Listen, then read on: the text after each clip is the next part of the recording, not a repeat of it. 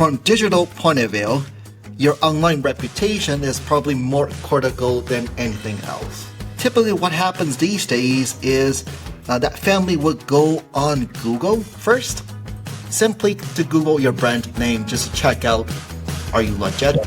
Are you not legit? Do you have enough Google reviews? You're listening to Home Care Hindsight, the podcast where we talk with home care leaders about the big mistakes they've made and the even bigger lessons they've learned along the way.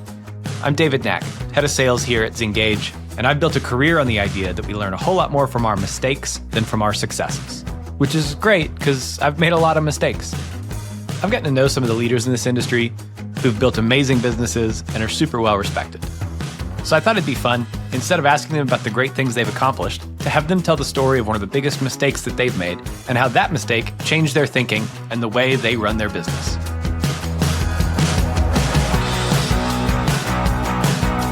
All right, we are back with another episode of Home Care Hindsight, brought to you by Zingage, the leading caregiver engagement platform for home care. I'm joined today by Welton Hong. Welton, welcome to the show. Thank you so much for inviting me, David. Well, it's great to have you on. For people who are not familiar with you, how would you introduce yourself? Yep, I'm Welton Hong, CEO of Ring Marketing, and also we have a separate division called Senior Care Marketing Max, and we help home care agencies grow their billable hours. Yeah, and when we were chatting, I met some of your folks at an event earlier in the year. Was very impressed by your team. You've got good salespeople. I talk to a lot of bad salespeople, and I know good salespeople when I talk to them. You've got a great team. And one thing that was interesting to me is you guys did not come to home care because you thought you could make a lot of money here. And in fact, a lot of your kind of expansion from one industry to another, helping people with all the kind of digital marketing stuff that you do, you kind of had to get drug along. And so can you share a little bit about your journey into home care and what is it about home care that you think is a really good fit for the services that you guys offer? Right. Yeah. So a little backstory, Ring Marketing, we were very much just focused on working with funeral homes and cemeteries. So we're pretty well known in death care. And so most people associate Ring Marketing with death care. And we really fell in love working with funeral directors, right? I really do admire them. They really do care about the people they serve. It's really as a calling, right? You don't wake up say, okay, let me choose a funeral, right, as a profession. So we really fell in love with that profession and really helped them out with digital marketing. Even that space is very similar to home care. More and more families are going online to look at funeral homes. Yep. So about 2 years ago is when we started really thinking a little bit more, hey, we love working with funeral directors. We love them to keep on spending more money with us. But in reality, they got to be networking with hospices. Yeah. Knowing more than half of death does occur through a hospice, why aren't they networking with hospices? No matter how many webinars I do, I invite speakers who, right, from hospice side to teach them, they still won't do it. So I'm like, okay, if they won't do it, let me start working with hospices. That way, right, in Chicago, I have hospices and at funeral homes, I was able to host small dinners. So now they get to know each other a lot more. Sure. Then as we started working with more and more hospices, we're like, they really are focused on that whole continuum of care. And why don't we start to work with really plugged into that whole continuum of care, working with home care and assisted living? Sure. So that's really ultimately what I'm looking for is really to be able to help that family, right, through that whole continuum of care, that whole journey from home care to assisted living to hospice to death care. Yeah. Makes a lot of sense. And so this is not your first career. This is your second career. And so in order to ask you my dumb question, which is what kind of person are you? Tell me about your first career. I have an electrical engineering background. So I came from a nerdy background. I worked in the Silicon Valley research R&D facilities for Intel and Oracle. So I used to lead teams of PhDs. Yeah, that was a weird career, but That's why I'm a little bit more I like a nerd. Yeah. And When you were working on those projects, which first of all, I like that you moved from hardware that everything is trackable and measurable to the world of digital marketing, where a lot of it is really difficult to do attribution on. So that irony is not lost on me. But what was the most interesting project that you worked on with your teams? Right. So there's multiple projects, but typically what we worked on, since I'm in pathfinding R&D facility, and the main project we always worked on is obviously a print and chip when I worked at Intel, right? Yeah, And we worked in the fab. It's like, you remember those back in the good old days when you look at Intel commercials, you got those folks who dress up as uh, yeah. You like look like an police. astronaut. Right, exactly. That's us, right? We're inside the fab, right, doing R&D. But we worked mainly on your pen chips and then your flash, right, products, Sure. memory chips.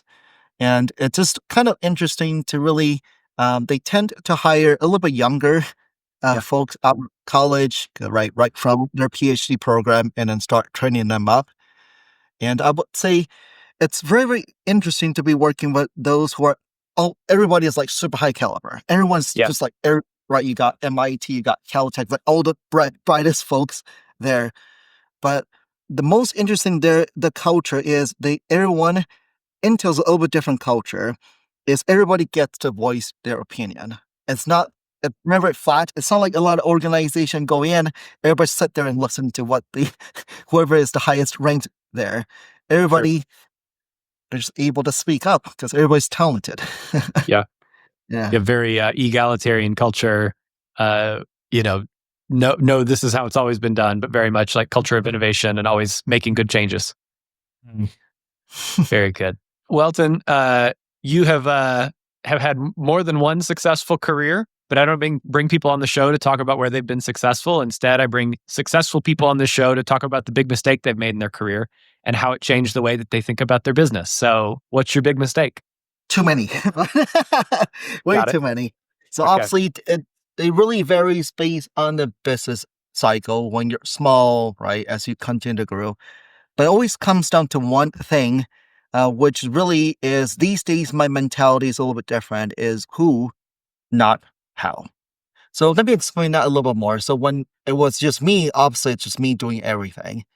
Then as the business start to have a little bit of revenue, then it makes sense. Hey, the first thing to delegate away is that client success. As an example, right? You start to duplicate yourself, Right. right?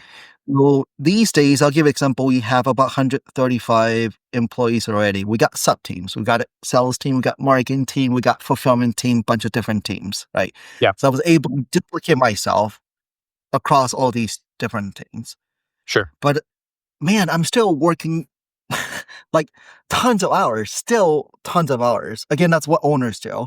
Right. But keep on hearing from my mentors, they're like, how come how come you haven't hired a assistant, like your dedicated personal assistant or exec assist, whatever we call it? To Yeah. me, that's why. Why do I need somebody to check my inbox? Like, why do I need, right, somebody to be, right, doing all these little tasks? Because I got teams to be doing for me. I just go to that department head, that department will be taking care of it. Sure. So I'm always against like, why under headcount? Um, but once I hired a personal assistant slash, right, exec assistant, that person, her name's Audrey, are just able to look through my inbox throughout the day, right? And help me, for example, really figure out, archive it if it's just junk, delete it, right? Yep. So whenever she purchased through the inbox, whatever is inside my folder is the most critical one. Whatever she can respond, she'll respond. Very often it's delegating to other teams. So again, the stress level goes down a little bit, not a whole lot, right? Plus, Sure. she can help me with my, right, a lot of little tasks that I am the bottleneck. I think that most business owners will associate with this. We're always the bottleneck, no matter Yeah. what. It's like everything's waiting for us to get done, like paperwork, whatever it is, right? Even other, like I need to go to trade show, I need to do travel arrangements. Again, those sound insignificant, but they take up time, right? So Yep. finally, when I hired a personal assistant, even she helps me out with my personal errands, stuff like that, right? That Yep. just really lowered the stress level a lot. So I would highly recommend any business owner, if they can afford it. Right? When I say afford it, is really is that affordability is really not that expensive to hire a assistant to really help you out personally and professionally. As well as professional, they can help you run errands. That's a big deal as well. Yeah. It sounds to me like a piece of this is you're delegating away like the parts of your job that you hate the most. And that I think from my perspective, those little tasks and like, we book a lot of travel Right. and first of all, if you're booking a month's worth of travel, that'll take an hour, hour and a half. You've got to search all the sites, you got to book the flights, you got to remember all your frequent flyer codes and all that mess. And so, it definitely adds up. But I always feel badly when I think about delegating tasks like that away of like, okay, I'm giving somebody the worst 20% of my job and asking them to make that their whole job. And so how do you think like kind of, I don't know if that's like emotionally or psychologically, how do you make peace with asking somebody to do the stuff you don't want to do? When I have the same thought as you. It's like, man, like, but really, it's they really, if they see that connection, right? Really, that's what they love to do. It's like, I don't love it, but they actually love it. Yeah. Like, they love to do these travel arrangements. They love to check. Again, that's what admins do, right? Yeah. That's what they get excited by these type of tasks. That's why you got to find the right person that fits that role, right? Many folks who they don't love it. It's same mundane tasks every day. You're doing things that seems insignificant, Yeah. but Audrey sees that connection. It actually saves my time. Now I get to work on other critical stuff. Yeah. Right? So, yeah, it's really seeing that connection, which is actually pretty big deal. Yeah. And I think the other piece of this, I think owners will relate to there are times where they are the bottleneck, right? Their teams are asking them for feedback or approval or permission or whatever. And things would be getting done if not for the fact that you, the owner, are the bottleneck. And so what are the kinds, is there like a particular example you can think of that this was a project that had been stuck for a while and because you brought on Audrey, Right. that got unstuck? What were the impacts in the business that you saw? Yeah. I'll just say one big thing typically around our type of business, we do go to quite a bit of trade shows because we speak quite a bit at different conventions, right? Sure. And typically we'll bring a team out there as well. And overall, just that logistics applying for, right, to speak, right, holding that, somebody to follow through, making sure we're in, mainly also, right, to apply for application to actually for booth placement, all the logistics that to set up booth, do we need to hire people, shipping stuff there, right, and do it all travel arrangement for everybody. Also, Audrey physically being there to hold everything glued together. Not just, again, it's sometimes some of these tasks might only take an hour, Yeah. but it's that outside, out of mind. That frees up my mental energy to be working on something else, right? Sometimes I feel bad. It's like it's email just forward on to Audrey, but Audrey just gets it and she takes care of it, right? So I think it's just that mental stress and actually somebody who can own a project and actually follow it through, even very, very small one. And Audrey's much better. I use Audrey. It could be anybody assistant. Right. They are very closing the loop. That's what they do always well. I don't have the time to be closing loop. I might reply to email and then there's no follow through or closing the loop. And that's what assistants do very well is to actually help you close the loop to make sure it's actually done. Even some of these are internally, right? Delegate this to this person, delegate to this person. But well, that's what she does very well is closing Yeah. the loops. Right. Yeah. Yeah. The thing I know about C-level executives, owners, et cetera, is their superpower is making decisions. But there's kind of this quantity quality challenge with decision making, which is there's research that shows that the more decisions that you make, the worse your quality of decision making gets. And so everything that you're describing of this email needs to be delegated to that team, this booth needs to be selected, and what booth do you want? Here's the floor plan. Pick the booth number that you want. Oh, that one's Right. not available. Do you have a second booth number? All of those decisions, though all small, none of them in and of themselves very significant, take away from your ability to focus and make the right kinds of decisions on the stuff that really matters to your business. Agreed. And Yeah. so I think like if an owner is listening to this, I think one thing maybe to take stock of as like your KPI for the week that you can think about is like, how many decisions am I making on a day-to-day basis? And which of those decisions could be made by someone else just as well as I could? And in what ways would that preserve my decision-making resources so that I can actually like leverage those when it really matters to the business? Right. Exactly. Yeah, David, just to hone in on that a little bit more, I think most owners, the reason they don't delegate is they don't trust their team, right? Sure. That's first of all is definitely is figure out somebody what task could be delegated and obviously come up with a very, very good SOP to Yep. duplicate yourself. And these days, I will also back it up with a video so they can actually walk through it, right? Not just say checklist, which is always critical, like SOP, but also having a recorded video so that way somebody, right, else can also watch it. You don't need to keep repeating yourself. But it'll still come down to you still got to trust but verify, right, in the beginning.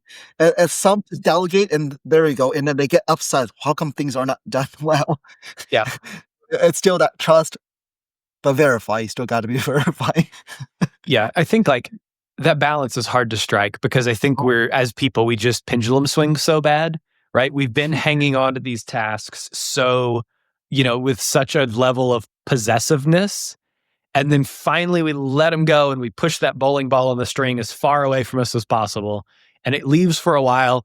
And then we grab it again as it comes back and we go, wait, why didn't anybody do this way? And so I think striking that balance of trust but verify is just, and so much of this, like, this is not really, I think, like an operational kind of conversation. This is an emotional conversation of the stuff that gives us meaning and identity. I hate booking my flights, but they're my flights and I booked them. It can feel hard to start to carve out parts of your role that you give away to somebody else. Because I think there's this fear internally of like, okay, but what do I do here? Exactly. But I don't know. It sounds like, at least from your experience, that there's always stuff that you do here. Oh, there's again any. I'm sure any agency owner, there's probably not enough hours in a day. Yeah. And even if you're able to delegate, I can guarantee you things will just fill that hours in for you. Yeah. There's no way you're just gonna be sitting by the beach and not do much work. Yeah. Yeah, it makes sense. Well, let's move to the next section where I ask you about something that's either underrated in the home care industry or is totally overrated in the home care Sure. industry. Yeah. Let's talk about underrated first. Okay. Let's talk about underrated from digital point of view. Your online reputation is probably more critical than anything else. Okay.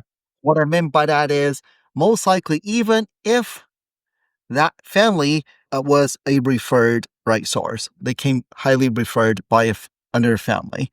Typically, what happens these days is that family would go on Google first, simply to Google your brand name just to check out, Yep. are you legit? Are you not legit? Do you have enough Google reviews? What happened to your negative reviews, right? So I'll say your online reputation, which is going to be a Google review, Yep. is option most critical. And followed by, typically I give a suggestion. Just Google your own brand name first. Then see what shows up on that first page of Google. And what you will see is not just Google review. Very often you'll see Facebook reviews, you'll see Yelp reviews, depending on where you're located, a place for mom reviews, right? They all show up on that first page of Google. There's no way to hide.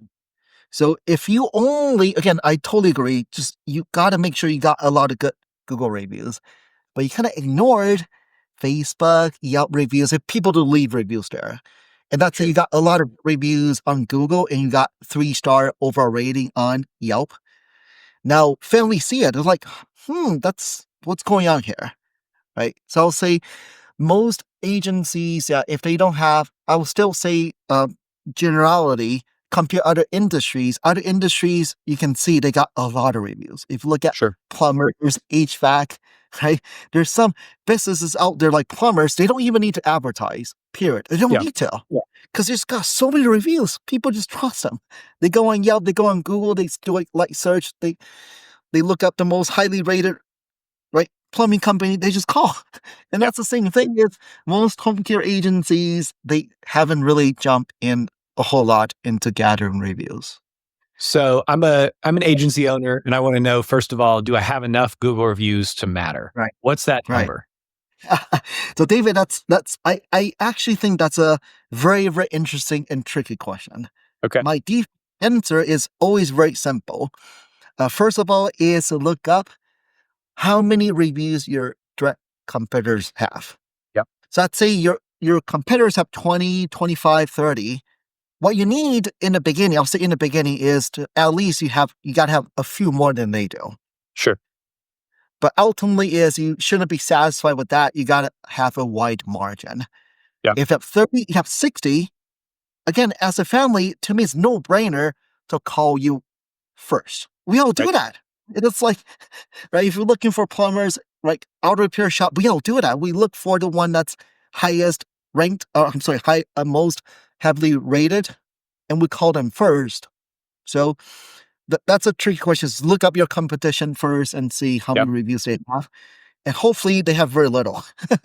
Right. Hopefully.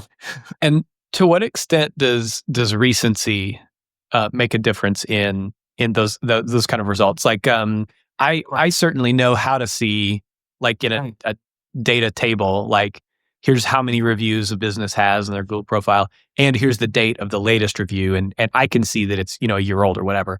But does a Right. consumer see that those reviews are kind of stale?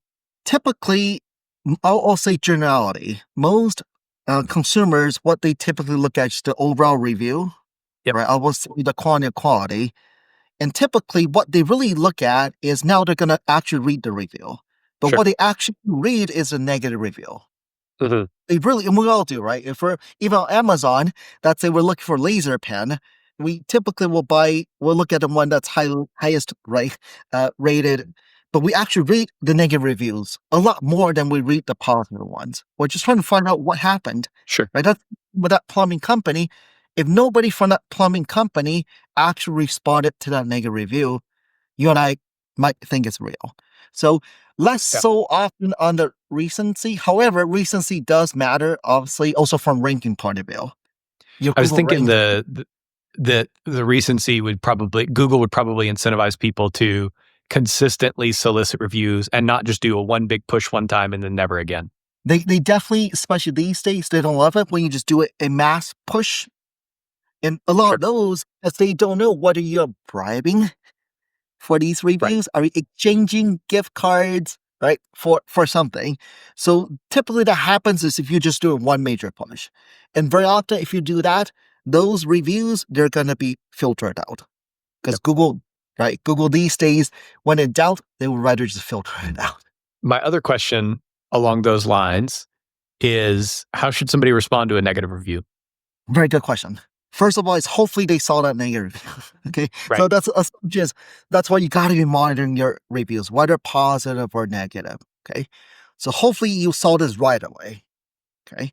So if you saw that right away, typically I would say most of these platforms, they are very, very they want you to do something about it, obviously. Right. So this is typically my framework. Step zero, I always laugh about it. Step zero. Because it's not even step. Okay. Step zero is whenever you see those negative reviews, you definitely want to go grab drink of water or go walk around the block before you come back and do something about it. Sure. Because if you respond to it right away, because we all pour or right, we really do care about the family we serve, and right, we genuinely do care. But if, typically, you might not be in the right state of mind when Right. you start responding. So I always say, walk around the block, go grab drink of water, then come back. Then step one is you want to take it from online to offline. Okay, what that means is you want to call them right away or email them. Definitely, you want to try to get hold of the family Yeah. and really see what happened. Very often, it's miscommunication. Very, very often. And the best case scenario, which really does happen, if you really do hear them out, you reach out to them, you're able to repair the damage offline, then either they will remove that 1 star, 2 star, or they move it up to 5 star. Sure. They really do, right? And what if again, this is what if they won't budge, and sometimes you cannot make everybody happy, right? You just cannot. Or it's a spam review. Then you will lead to step two. Step two now is you want to leave a public response Sure. to that review. And this whole thing here is not to start a war. Right. Oh man, I seen threads back and forth publicly on Google, right? The home care agency owner fighting with the family back and forth. Yeah. That doesn't look good. So I'll typically say, right, really, you still want to tell, right, future families who are reading these negative review your side of the story without really, right, or even to the extent, right, what you did about it, right? Yep. Then step three is finally all these portals, once you log in, there's a little flag, you get to flag it. And then you get now Google, for example, a real Googler will look at those responses that you had back and forth and your response you think is not legit. But typically most business owners, they don't follow those steps. They go straight and hit the flag. Now, Right. if you think about it, how does Google know you actually genuinely reached out to family? Sure. That's why we're trying to collect paper trail along the way. Yeah. So this is something that's interesting. You're saying when people flag a review on Google, that there's a human being at Google who is part of their job is to review those kinds of comments and evaluate, whose side to kind of come down on. Yeah, and typically they will still err on the side of the family. Typically. Sure. Yeah. Right? That's why they do have something, again, nobody knows exact algorithm, right? Right. When does a human being get involved? But I can bet you if you actually direct message that family, you actually collect paper trail, you do a public response, now more likely Google will actually have a human being look at the responses and Yep. actually take it down, right? If you just hit that flag right away, I can guarantee you there's not even a human being because you haven't done anything about it. Yeah. Right? That makes a ton of sense. And it's, the more that the more steps that we took, the more likely we are to get a human Oh, yeah. from a third party to kind of intervene on our behalf. I think that's great. Okay, let's talk now about a little mistake that you see home care owners make all the time. And if they quit, it'd make their lives or their businesses like 10 times better.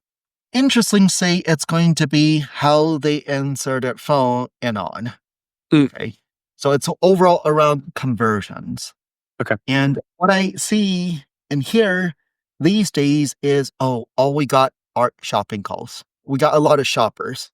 Of course, these days, if they do not know you, when they call, it's going to sound like, hey, right, how much is this?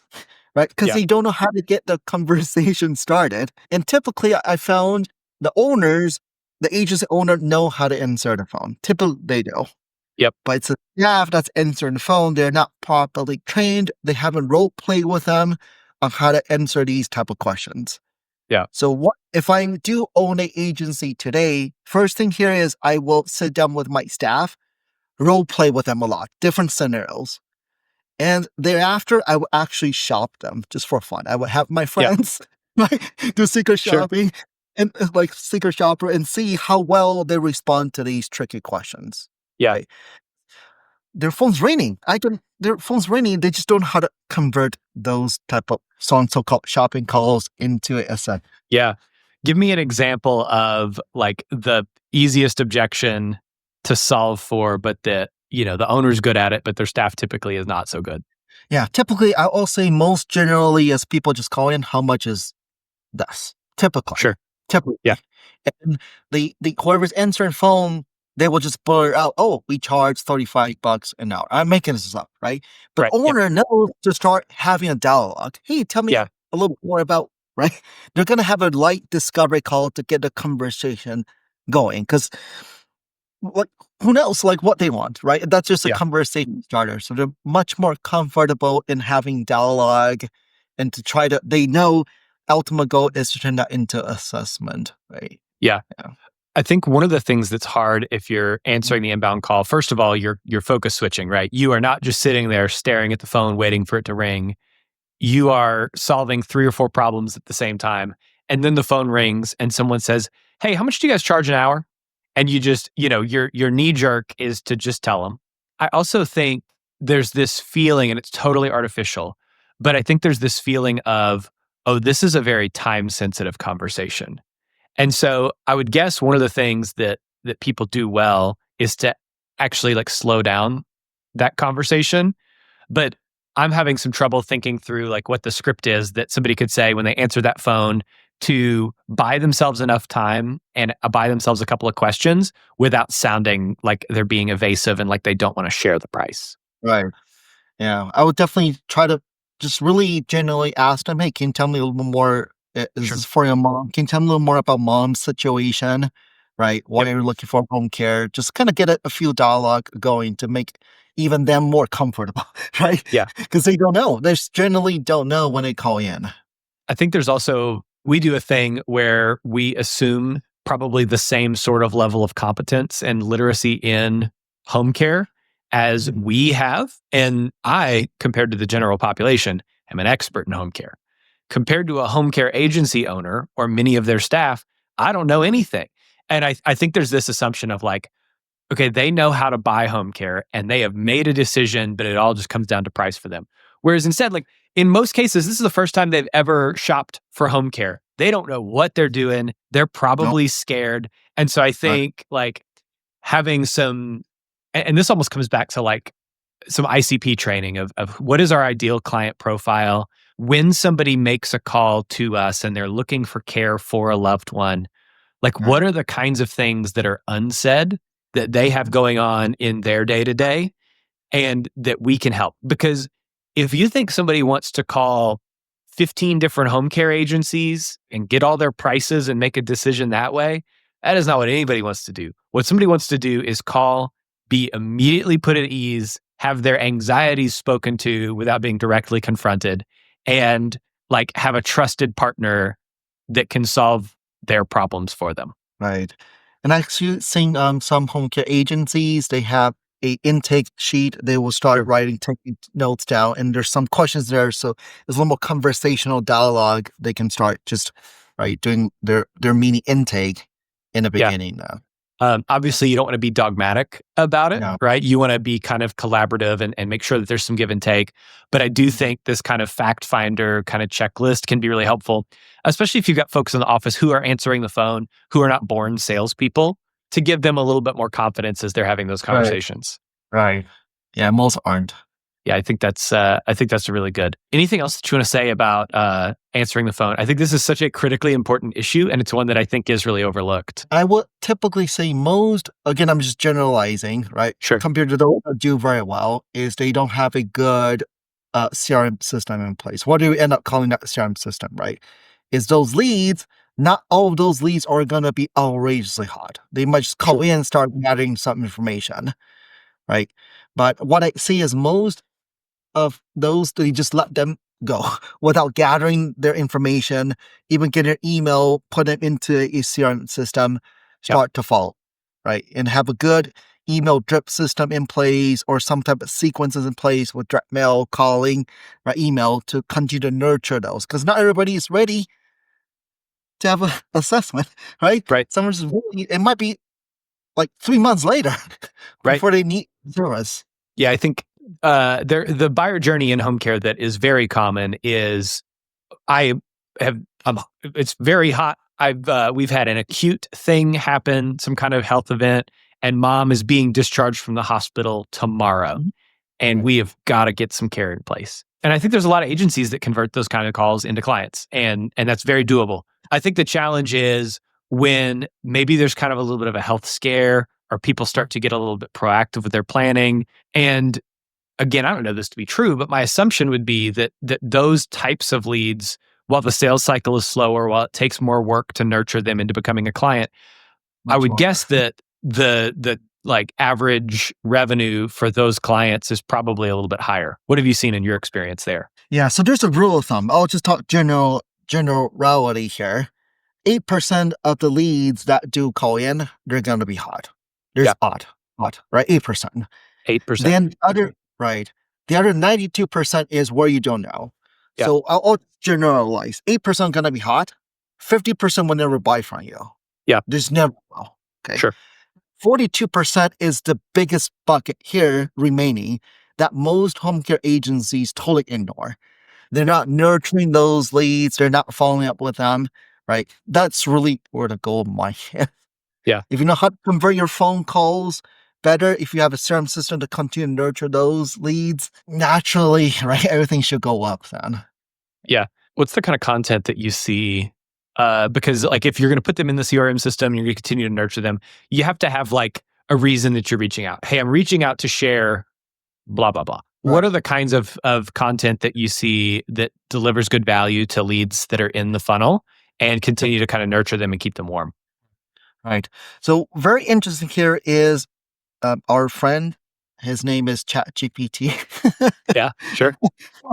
uh, will be able to write a lot of these type of content for you, right? Literally, if you go into ChatGPT, let them know, hey, I'm a home care agency owner.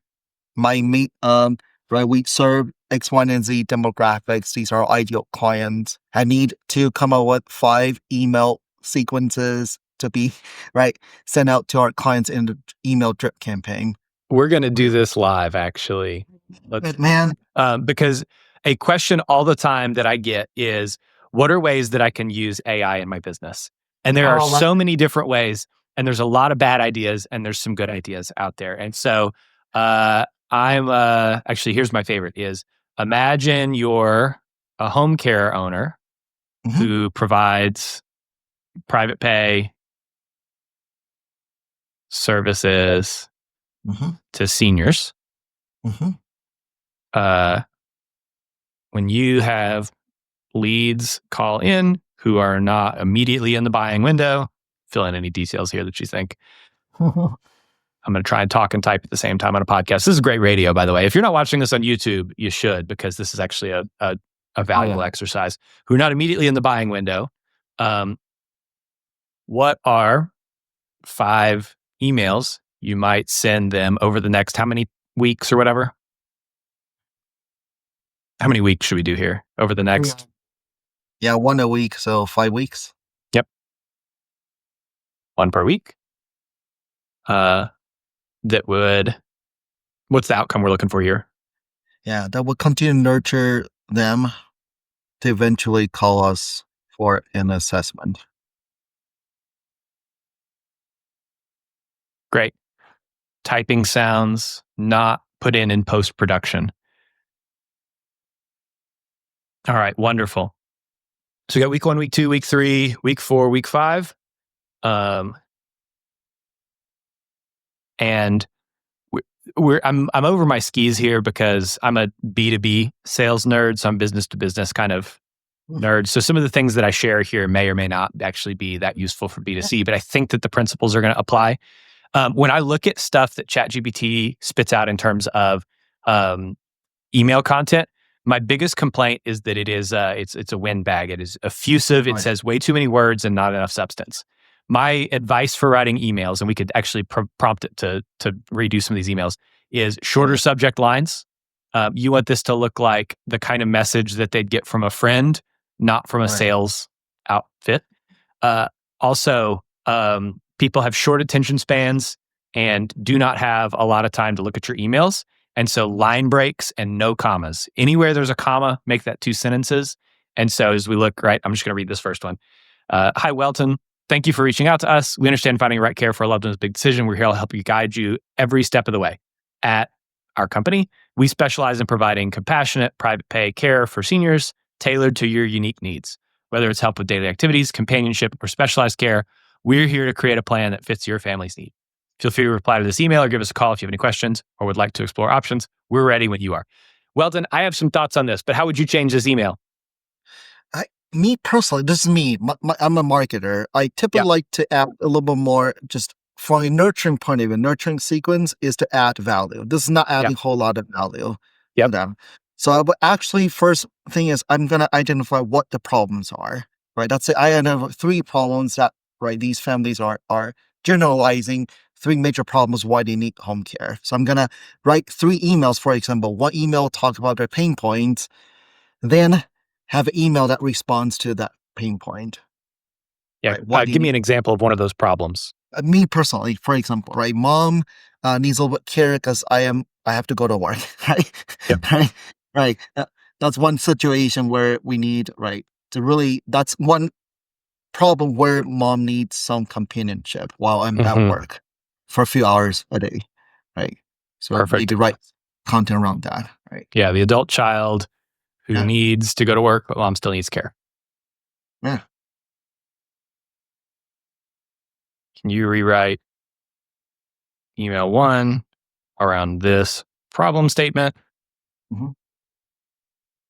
and link to an article with tips for how to balance work, family, and caring for a loved one?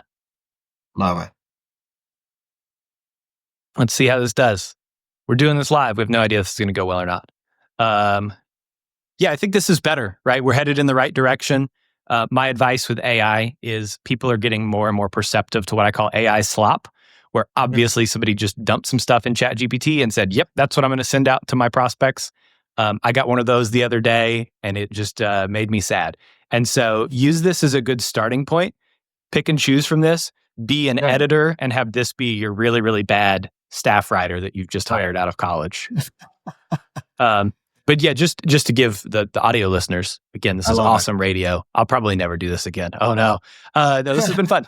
So it's, hey, first name, we understand how difficult it can be to balance the demands of your job while also ensuring that your loved one receives the care that they need. It's common for adult children to feel torn between work and providing support for mom or dad requires at home.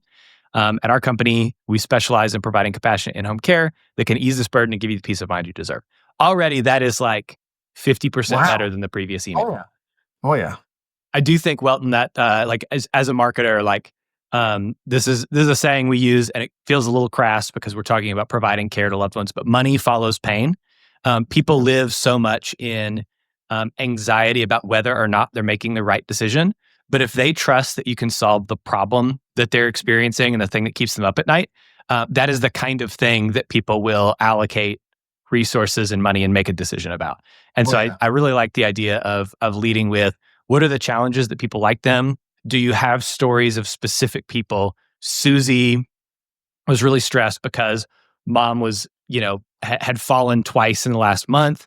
And Right. both times it happened while she was at work. She felt really stressed because she needed to work, right? Like we all have jobs, Right. but felt badly that she couldn't be there for her mom. So she turned to us. We were able to, identify some of the sources of those falls, but also be there to make sure that she was safe moving around her home. Susie was able to be at work and be present in her job that she really loved. Okay, Wow. great. We have just we just tried something new. Tell us in the comments. I think there's a way to comment on all the platforms you watch on. If you're not checking this out on YouTube, you should. And it's absolutely a good idea to use AI to give you ideas and brainstorm through. You can also break it down into different parts of the email. Give me 20 subject lines for my email about topic.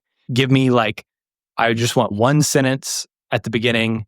Give me 10 versions of that one sentence. And a lot of times you'll see something that's like a pretty good idea and you can tailor that and make it much better. Well, before we get out of here, I like to end every episode on a high note. So tell me about something that's happened in your business that you're really proud of. That's wow. Every day I wake up, there's a lot of things to be proud of. But lately, I'll just say, yeah, we're able to really convince more and more home care agencies that they really got to be monitoring their reviews. We were just, Yeah. we're on a webinar with a franchise group. We're able to really tell them, hey, really, and most of them thought it's still irrelevant to these days, and really give them ideas. That's probably the biggest. They know it's critical to get reviews. They don't know how. Right. So Sure. share with them our ideas how to get more reviews. I think that's, definitely something I'm very proud of is now it's the word's out there. Hopefully through this podcast, more home care agency owners know, and just dumping more money into marketing. Right. Take care of reviews first. Sure. Very good. Well, before we get out of here, what do you want to plug? How can people find you? And maybe give just a real quick overview of, obviously you guys help with the online presence and reviews piece, but there's a whole lot of other stuff you do too. Yeah. So first plug is really just a book. I wrote a home care marketing 2.0 book, which is free. If you just go on our website, seniorcaremarketingmax.com, we'll ship the book to you for free. Again, I would rather you would read through the book, and the book really is not written to sales you at all. There's a lot of tips on there, how you grow your business, online reputation, social media, everything. Most of these you can do easily on your own, right? Yeah. It's only when you help, you can reach out to us. But what we really mainly specialize is in search engine marketing. Whenever somebody goes on Google, they type in home care near me. Someone want to make sure you're showing up. We really go in there to modify your website for conversions, help up the reviews. And social media, I always say social media is really great strategy to get your name out there. But that's always one strategy. There is, it does take a little longer to come to fruition. Yep. You're right, trying to build a brand, so it does take a little longer. Yeah. Well, Welton, thanks so much for coming on the show today. I really appreciate you joining. Thank you, really appreciate it. On behalf of the team here at Zingage, thanks for listening to the show. We'll be back next week with another episode, so be sure to subscribe wherever you listen to podcasts on Spotify or Apple or YouTube. Leave us a rating while you're there. It helps other people find the show. If you have comments on the show, drop me a line, david@zingage.com. Would love to hear from you, chat with you there.